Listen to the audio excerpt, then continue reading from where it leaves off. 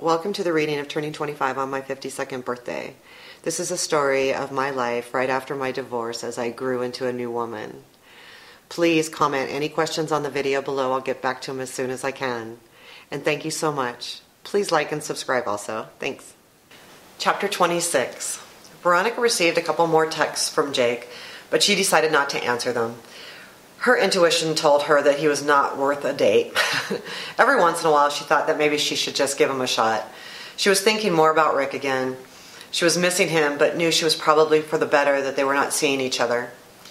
Part of her wished he would have never moved, but another part of her was glad he did. She received a text from him telling her that he was going to be in Denver off and on for the next couple weeks. He was doing a job in town and may have time to see her. She knew that she couldn't count on it. Her heart could not take being disappointed again, at least not with him. She decided she would keep herself busy, and just make the most of her time over the next couple of weeks. She would not check her text messages regularly. As a matter of fact, she decided she would keep her phone turned off and only check every hour or so. She was looking and feeling very good. She didn't want the distraction of him being close ruin this feeling. Part of her did want him to see her. She was proud of her physical progress. She was working out regularly. She had tons of energy, and she knew that she could find another man. She no longer felt the need to hang on to Rick. She was definitely feeling much better about herself. Her week at work was at least going to be busy. She was working on a couple new projects. These projects would keep her mind working and off of Rick. She didn't even really know if she wanted to see him at all. It would just take one look into his eyes and he would capture her. She would be his slave, so to speak. She didn't understand quite how he did this, but he did. She always wanted to make sure that when she did see him, that she could put that tough girl look on. But when she looked him in the eyes, she would just melt. She was immediately feeling the need for sex, knowing that she would do whatever he wanted.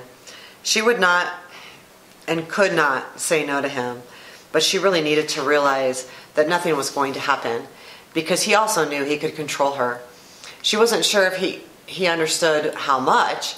She wasn't sure if he really knew the control he had over her. She was supposed to be growing, not going backwards, and sometimes she felt like she was going backwards. But this was all part of the journey. She needed to learn how to deal with the hurt, if that's even what it's called, or is it just plain lack of control?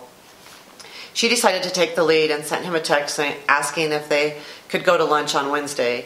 He sent a text back fairly quickly saying that he would like that. The rest of the day, she had that little jump in her step and the smile on her face. When she got home this evening, she put on her workout clothes and went to the gym. She hopped on the treadmill and jogged for about 3 miles, and then did her little squats and push-ups and crunches. She spent a little more time lately on her exercises. Now that she decided she would get her breast implants, she felt it did not matter how small her breasts got. She was very proud of her body and how hard she was working. She was starting to think about actually creating exercise videos. She was hoping to maybe inspire women that might be going through tough times, and also women that just need a pick-me-up. It also gave her a purpose. Right now in her life, she really needed it. Her job was good, but she was not using her full potential. This would be a good way to keep her mind occupied and use her creative abilities. The remainder of the evening, she worked on her jigsaw puzzle and just relaxed. She had a good day and was very proud of her attitude towards Rick.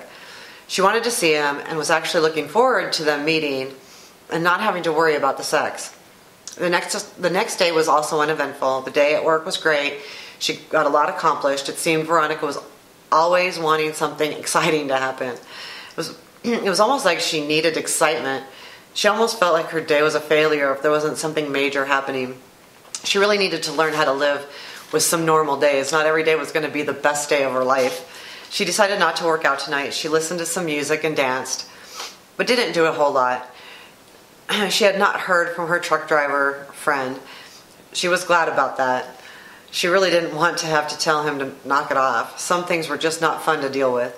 The following day was more of the same, but today her and Rick were going to go have lunch, and she was really looking forward to it.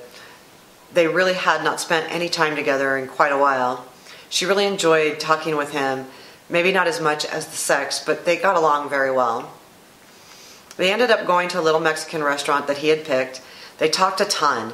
He talked about his kids and himself. Veronica shared how her son was faring and also shared more about her ex-husband. It was a super good conversation. She felt so positive when they got back to the office. At that point, she could have cared less whether they were having sex or not. That suddenly vanished from the equation. She realized how much she did enjoy his company, and she realized how honest and open she could be with him. She returned to work. She felt great, but she didn't feel like she needed him to make her feel good about herself anymore. She knew that if she needed physical attention, she could find it.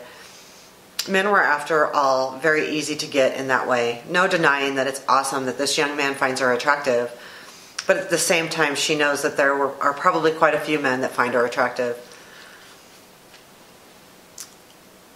I lost my place. She just wasn't willing to put herself out there. She was not interested in just sex anymore. She decided that she needed to have an attraction to a man before sleeping with him. This didn't mean physically attractive as much as it was being stimulated emotionally and intellectually and physically. She needed to make sure she felt that tingle in her body. That was actually a really nice lunch her and Rick had. They actually talked about real things, about their families and things like that. And it was, those type of moments were always the reminder to her that they actually got along. And it was so weird that they had to separate things for so long. And they didn't talk about why, really. It wasn't a close relationship, and it wasn't like either one were going to move for the other or anything like that. But and when I say close, I mean physically close, like in proximity. But yeah, it was really strange that they could have such good conversations and both open up to each other and then turn around and not talk for a long time. I think that's the biggest thing that made this relationship so hard for her. She didn't understand that. When people talked well and could talk like that, that meant that they were close. I've always had just a handful of close friends. I never had a lot of people around me. Rick always had a ton of friends around him. So we had this different outlook as to what friends were. Friends I had were close and they were immediate. I literally only keep a few people close to me. And he was always talking to somebody. He had friends here, there, or everywhere, and so it was a little bit different in that respect too. So that was chapter 26. And 27's next. Thanks.